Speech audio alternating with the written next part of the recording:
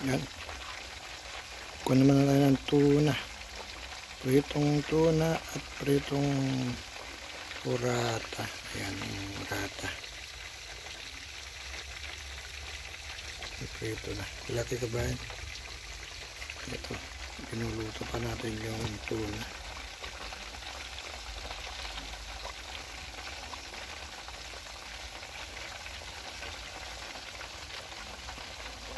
Sarap yan sausaw sa kamatis at saka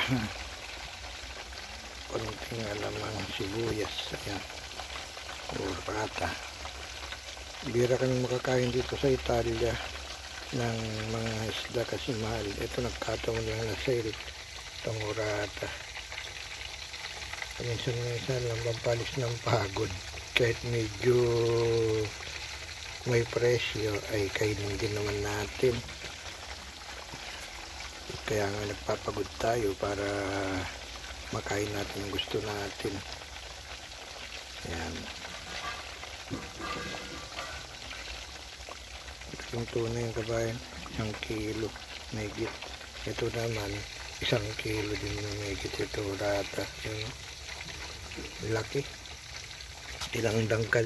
Ayan o, mahigit 1 dangkal sa laki. Dito ako nagprepare ito sa labas kasi mangangamoy sa loob ng bahay ang isda. Kuwan pa lang ngayon.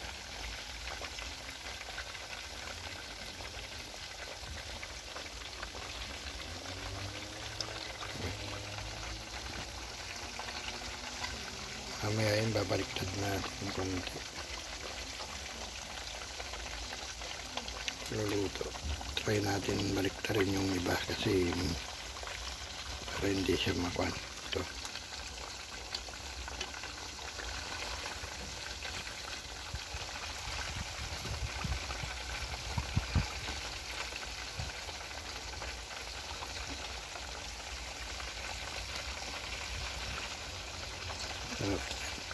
Pwede rin igata ito.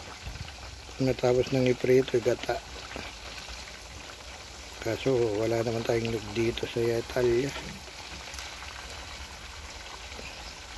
May nabibili, naka-inkan siya.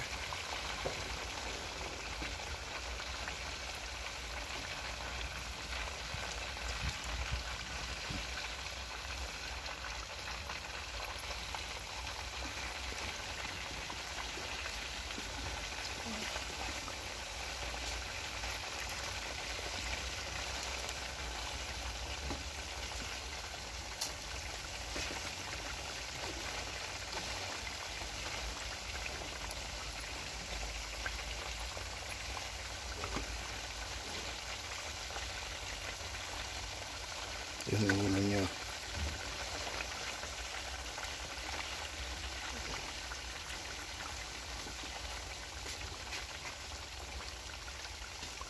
Sorry. Tikarin na natin ito sa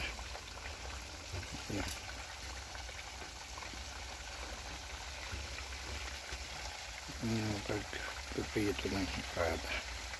Sarap yung kabayan. Sana nagustuhan nyo itong upload ko sa pagpiprito ng isda.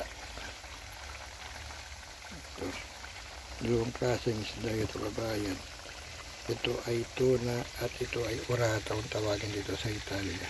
Paano ganito na lang. Salamat and God bless to all.